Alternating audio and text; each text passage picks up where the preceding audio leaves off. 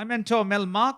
Mel, I'm really keen, and I think Bobby and Jane has really have done a perfect job of really setting up a newer view of what's possible and thinking about evaluation as navigation. But I'm really keen to sort of your views in terms of evaluation as a field, how it can actually lead to sort of thinking more about leadership, etc. Over to you, Mel.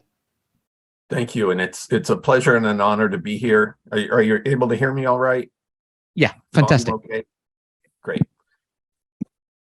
So a pleasure to be here. Thank you for the honor. Sanjeev very kindly refers to me as a mentor. I don't know if it's typically in the case in a mentor-mentee relationship that the mentor learns more from the mentee, but I'll suggest that's how things have been with Sanjeev and myself. I know you've had a long day. I'm a little exhausted myself, having had a day filled with medical tests and emergency room visits with my wife yesterday.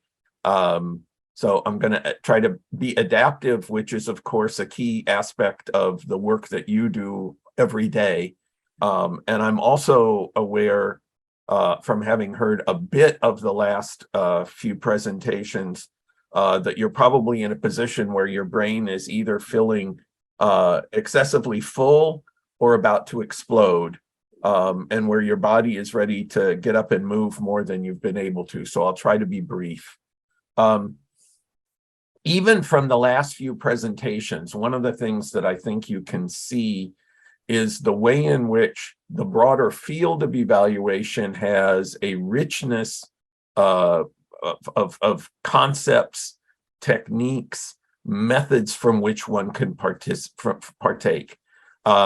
And one of the things that I'd like to encourage you is to go deep in terms of PDIA and the things that are being focused on in these couple of days, but also to be appreciative of the existence of multiple approaches for multiple purposes that exist in the evaluation literature. With PDIA, for example, there's a kind of a cycle that involves identifying the purpose of the intervention, figuring out the problem, doing adaptive and local driven work to identify solutions, and so on, and evaluation is embedded on that.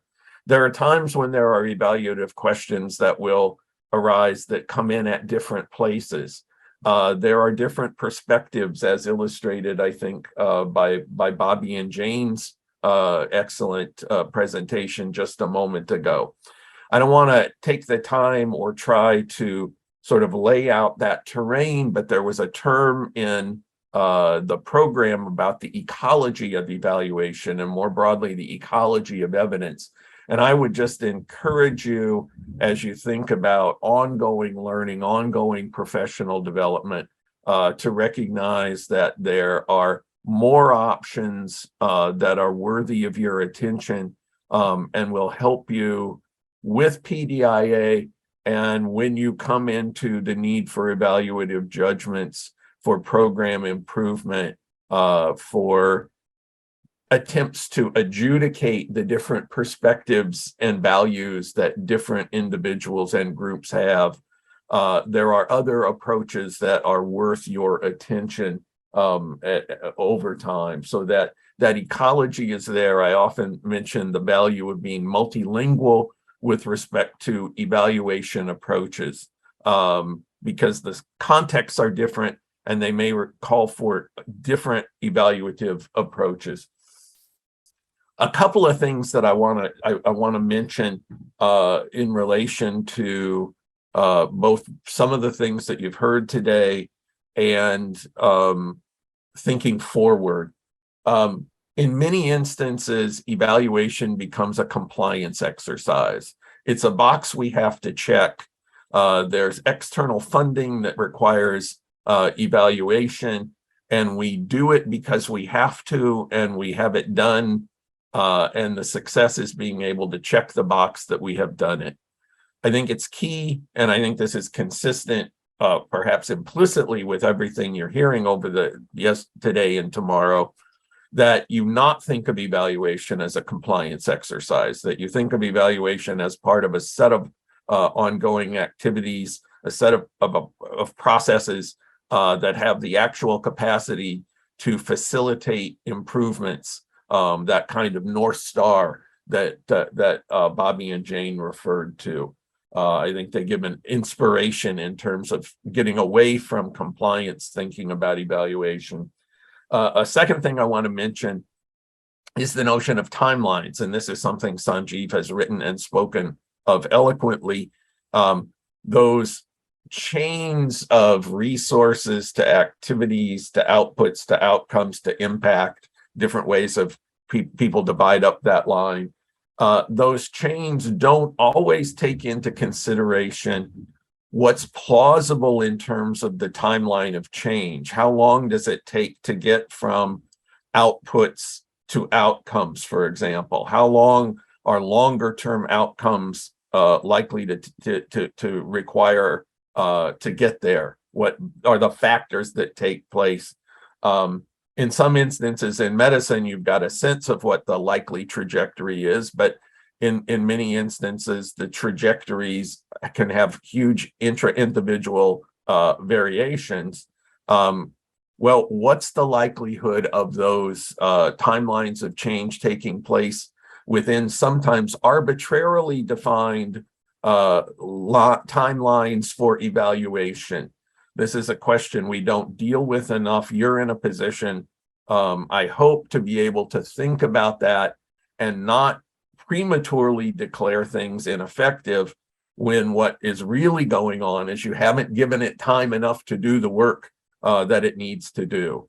Obviously, attention to short-term proxy measures can give you a better sense of that and keep you from going down a road that's going to be not going to be successful. But remembering about that notion of timeline can be critical to avoid some problems. Bobby mentioned wayfinding and some wonderful work around the Hawaiian Islands and the building of communities there. In my administrative life as a department head for a number of years, I was involved in a major building project. And it was interesting talking to the architects for a number of reasons, one of which was they emphasized the notion of wayfinding. The old building that my department was in, nobody could figure out where they were supposed to go.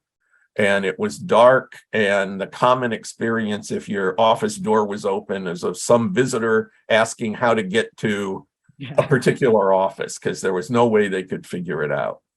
And the architects talked about wayfinding and including things like trying to have a source of light at the end of a hallway. So you have lots of windows at the end of hallways, which just makes people feel better about where they are and their ability to get somewhere and increases the likelihood that they can find their way. So there was a lot of attention in the planning part to wayfinding. But then the architects had done their work, the building was built, and it fell on some university office to think about signage, the putting of signs up that actually help to guide people, which, you know, you can have as bright a hallway as you want, but if the signs aren't there, people don't find their way. And so strangely, I had to basically step in to get somebody to put up the signs and to think carefully about what signs we needed for what locations, where they needed to go. And it was kind of complicated because it was sort of two buildings connected to each other. But I mentioned this in terms of sustainment.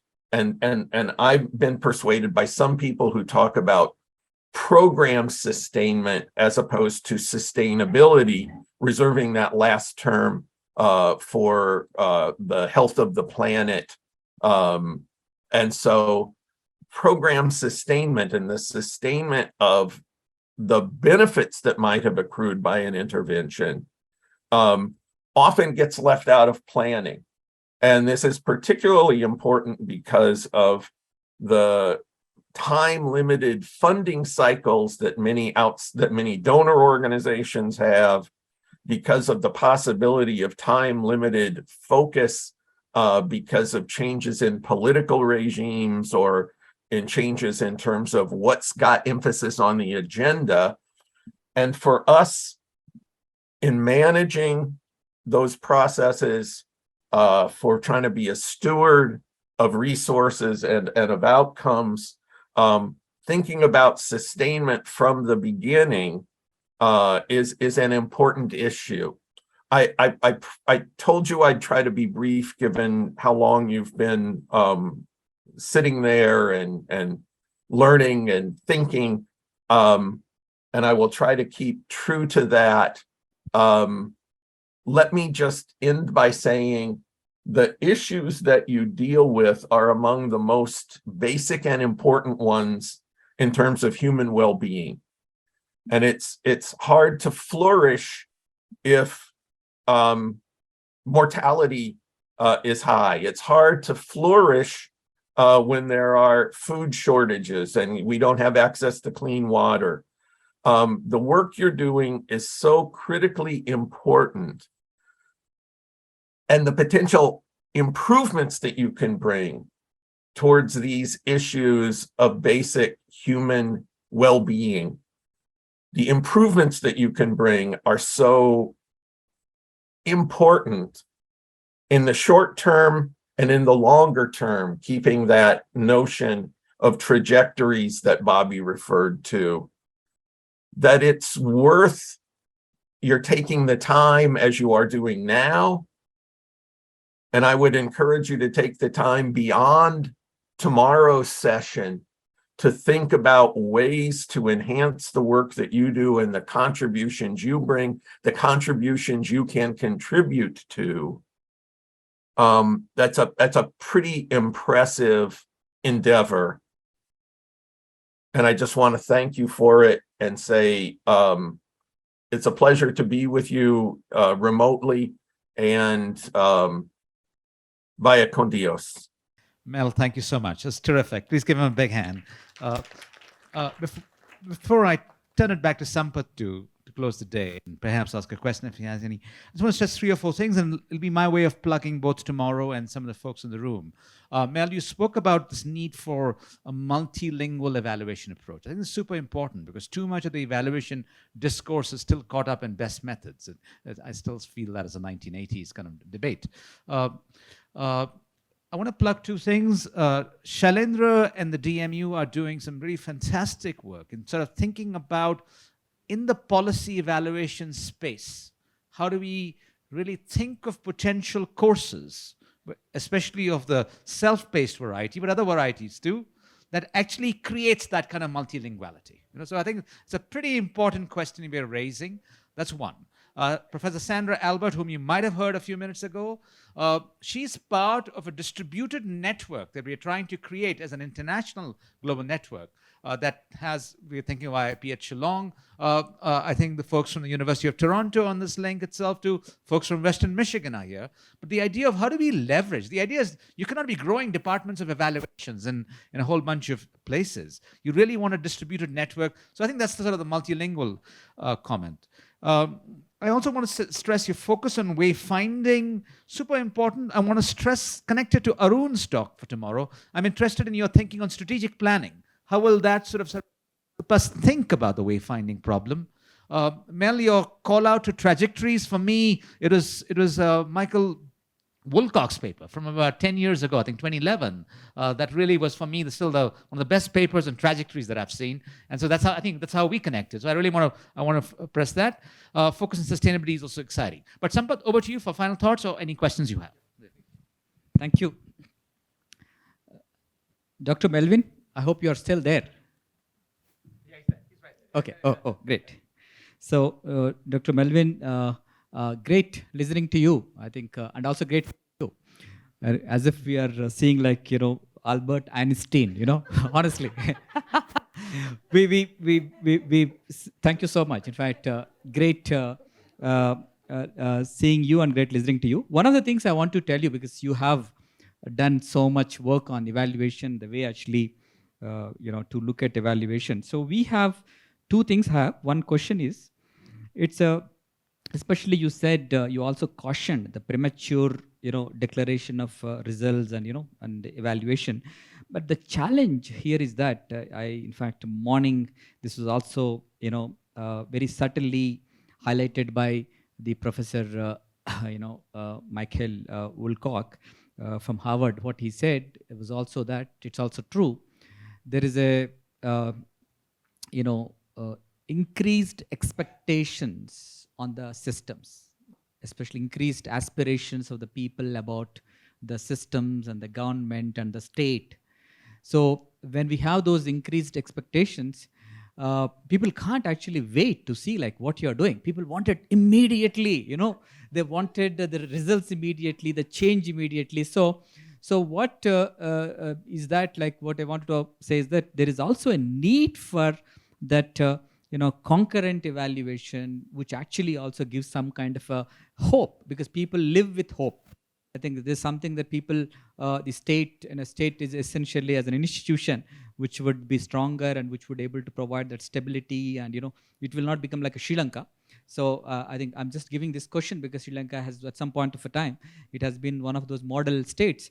But I think it's also a very good example for us to learn from the failures. I think the way morning this was discussed by our chief secretary, and learning from the failures. So some things that we need to really learn that one. That's one question and thought for the especially the speakers. And the second one, we are doing something interesting. This will be interesting for all our officials and who are participating, who are our next leaders. One thing that we have done was Meghalaya is the only state, perhaps not only in the country, maybe perhaps in the world, to have the social audit law. We have a social audit act. It's called, what is that social audit act means? What it does, it actually provides a kind of a community audit. It's a kind of a concurrent evaluation by the community. It's a very simplified version, but it has its own value. One value is that we can actually do some course corrections. And second is also, it's a participation of the people. So increasingly how actually we involve people, to increase that citizens' participation and also to build that public confidence. We also require the practices like social audit. They were there as some best practices, but no state has brought it as a legislation and trying to learn about it. So I think this is again we would like to share this one. In fact, Niti Aayog is actively looking at that particular social audit law. But I just want to share that especially for all our officials, because when you see social audit, see it as a concurrent evaluation thing. How actually we can improve things, what is happening, especially by involving the people, so that people will get to know the process and how actually they are they're able to see those outcomes and impact in the process. So thank you very much, Dr. Melvin. Thank you. Any quick responses? So a quick response, there are probably at least 3 different kinds of responses. With respect to the first question, likely the best approach is to have a strong set of indicators, many of which are precursors of the longer term chain. One of the problems that arises with that is sometimes people make up indicators or take the ones that are handy rather than having strong reason to believe that those shorter term proxy measures are in fact strong forecasters of the long-term change. To the extent that you have confidence about those, you can see the change that's in motion. It's also the case, I think you want to have high aspirations, but also realistic expectations, and more importantly, make realistic judgments. In at least some instances, the people who are on the ground, the people who are responsible for implementation, if you talk with them, they can give you a kind of expected timeline of change. And often evaluations that are brought on by outside forces who are not on the ground are shorter term than what the people who are actually involved with the change processes would tell you are likely to need to take to occur to capture the likely timing. And you want to avoid that potential problem. But I'm not arguing for a lack of high aspirations, but you don't want high aspirations to be an enemy of potential improvements, which in some instances it can be.